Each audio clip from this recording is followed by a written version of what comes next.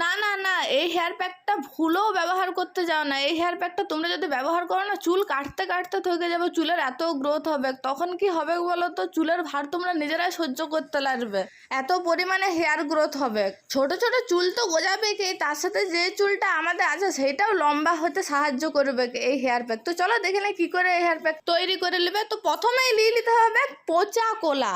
টাটকা ভালো কোলা হলে কিন্তু হবে না। দেখো এখানে পুরো ফেনা ফেনা কেটে গিয়েছে। পচা কোলা আমি এখানে দুটা নিয়ে নিয়েছি, ভালো করে গ্রাইন্ড করে নেবো মিক্সিতে। টাটকা কোলা হলে হবে না, আমি বারবার তোমাদেরকে বলে দিচ্ছি পচা কোলা হতে হবে। টাটকা কোলা ইউজ করলে অত ভালো গুণাগুণটা পাবে না, সেই জন্য বলছি পচা কোলা নেবে, ওইটার গুণটা বেশি পাবে। আর এইখানে দেখে নাও, এই মিক্সটার সাথে কোলার মিক্সটার সাথে আমি সারা রাত ধরে ভিজায় রেখেছিলাম মেথি, সেই জলটা সমেত মেথিটা দিয়ে পরে ভালো করে আমি মিক্সিতে গ্রাইন্ড করে নেবো।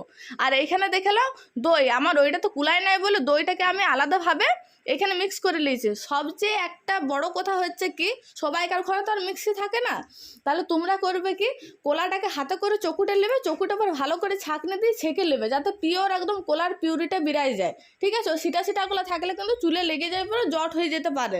তাই ওইটা ভালোভাবে তোমরা ছাঁকনিতে করে ছেঁকে নেবে। তারপরে দেখো এখানে যে মেথিটা আছে, মেথিটা ভালো করে শিলনোড়াতে বেটে নেবে, যাতে ভালো করে একটা পিওর পেস্ট তৈরি হয়ে যায়। এটা চুলের জন্য খুবই উপকার, রামবানের মতন কাজ করে। তার মধ্যে এখানে দিয়ে দিলাম দেখো ভিটামিন ই ক্যাপসুল তিনটা আমরা ভিটামিন ই ক্যাপসুল দিয়ে দিয়েছি এখানে। তারপরে এখানে দিয়ে দেবো আমি যে ম্যাজিক্যাল হেয়ার অয়েলটা ঘরের মধ্যে বানাইছিলাম, সেই ম্যাজিক্যাল হেয়ার অয়েলটা। তারপরে দিয়ে দেবো একটা ডিম আর দেবো মধু। ব্যাস রেডি হয়ে গেল আমার হেয়ার প্যাক। এই হেয়ার প্যাকটা ইউজ করে তোমরা দেখবে কতটা গুণ তোমরা পাও। আমাকে কিছু বলতে পারো না, তোমরা নিজেরাই কমেন্ট করে পরে আমাকে বলবে।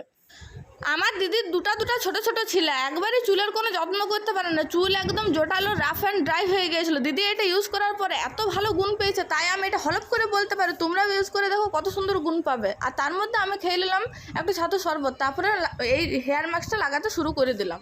তো এই ডিআইওয়াই হোম রেমেডিটা তোমাদের কেমন লাগলো অবশ্যই কমেন্ট করে কিন্তু জানাতে ভুলো না। এই হেয়ার মাস্কটা শুধুমাত্র স্ক্যাল্পে নয়, লেন্থে মানে পুরো চুলের মধ্যে ভালো করে অ্যাপ্লাই করে নেবে। চুলটা দেখবে এতটা সফট হয়ে যাবে, কারণ একটুও জট পড়ে না চুলটার মধ্যে। এটা লেয়ার পরে চুলটা আলাদাই রকমের একটা ভলিউম দেখা যায় এই হেয়ার মাস্কটা ইউজ করার পরে।